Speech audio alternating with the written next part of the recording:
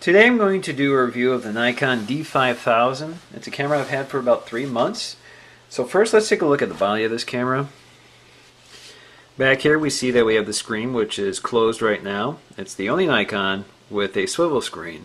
So this means that you can keep it closed to protect the screen. The screen is 2.7 inches. Back here we have the standard controls on Nikons: play, menu, minus, plus, which stand for zoom in, zoom out, or volume up, volume down, that sort of thing. The information button. We have a D-pad right here, which allows you to navigate the menus, photos, files, etc. The LV button, which stands for live view, and I'll show you that. The audio exposure, autofocus button, trash button if you want to delete a file. On the side here we have our connections, hidden behind this little plastic door. The top is for a GPS unit, so you can do geotagging on your photos.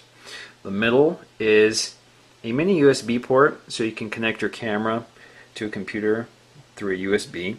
The lower one is a mini HDMI port, so you can output your video signal to an HDMI television or receiver. Another button here for the timer. Here we have the flash mode button, or flash compensation button. On this side we have the SD card slot door, spring loaded. So when you push on the SD card slot, it pops out, allows you to grab it out, slide it back in. This is one of the strap holders on this side and that side, so you can do a neck strap. On the top we have the mode selector. Here we have the information button, and this is the flash or exposure compensation button or aperture button. There's a little symbol here that represents aperture. Of course, this is the on and off button and the shutter release button. Let's take a look at the bottom. The bottom houses the battery, which slides out. And of course we have the mount point, so you can mount it on a tripod. And you can see the hinge for the swivel screen down here. Looking at the front,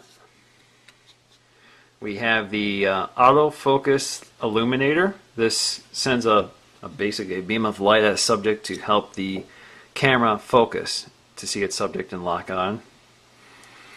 This is the microphone on this side. I don't know if you can see it right here. Because this has video capability, it is able to record audio. This is the lens release button. We twist the lens clockwise. While holding that button, the lens comes right off. And there are white marks on the lens and camera body, so you can line it back up again. There you go. One more thing to show you is the flash.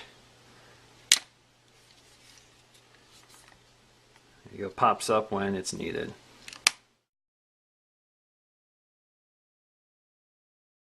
Okay, let's talk specifications. This has the 12.3 megapixel CMOS DX sensor, shoots at up to 4 frames per second, and is capable of an ISO as low as 100 to as high as 6400. Alright, let's talk about the features on this camera.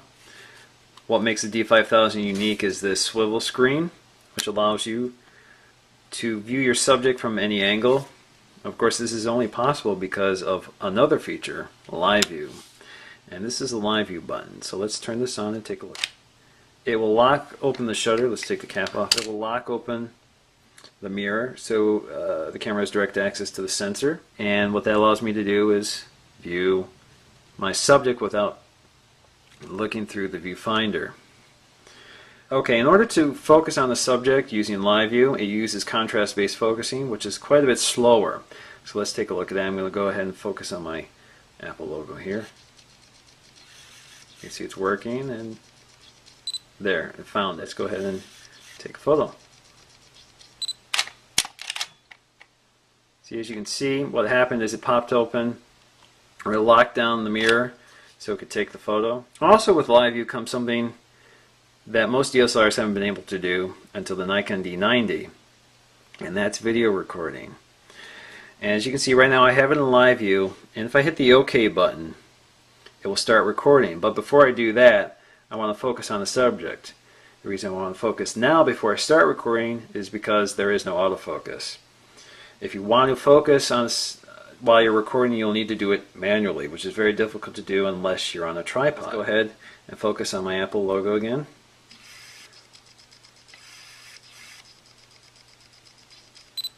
Okay, now I hit the OK button and I'll start recording. So as you can see, it's recording. It's also recording the audio. And once I'm done here, I'll go ahead and stop it and play it back so you can hear the audio.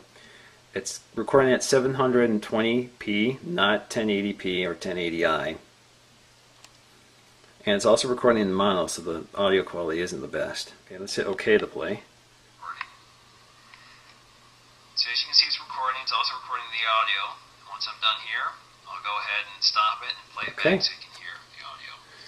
It's recording at 720.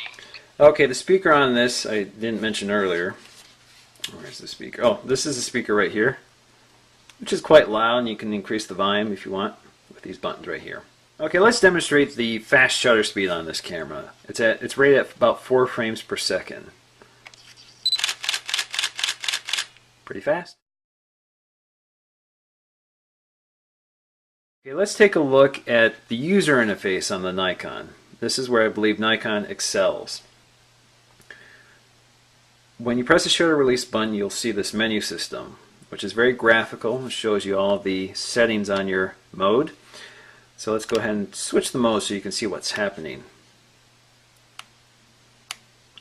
As you can see, the settings are changing, and if you're in autofocus, you automatically get live data back. So you can see my shutter speed is changing, my aperture is changing. Now if you want to change your settings while you're trying to take a photograph, press the I key right here in the lower left corner. This gives me full control over the settings of this particular mode. So for example, if I want to change the ISO to a higher setting or higher sensitivity, particularly in a night shot, I can go ahead and select ISO and change it to 800. If I want to change this to multiple shots, I can change that, or if I want to go to a 10-second delay, or I want to use my remote, that's sort of the I key again, take me back. You can change the white balance to incandescent, fluorescent, etc. What this camera also does is graphically represent your camera's functions.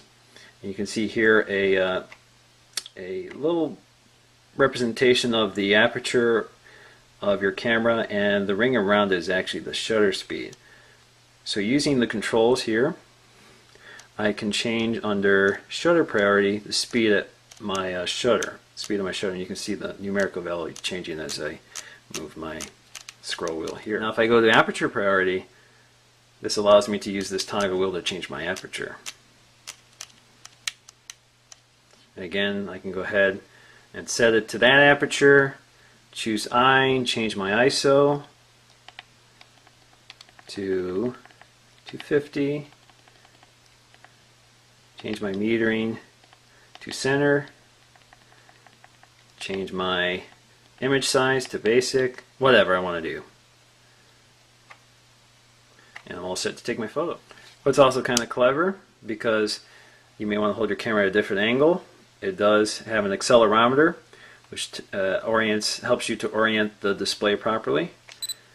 And of course, the camera also knows at what angle you're holding your picture, so your EXIF data will tell your computer to orient it properly. Okay, that's the Nikon D5000. I hope you enjoyed this review. Please rate, comment, and subscribe.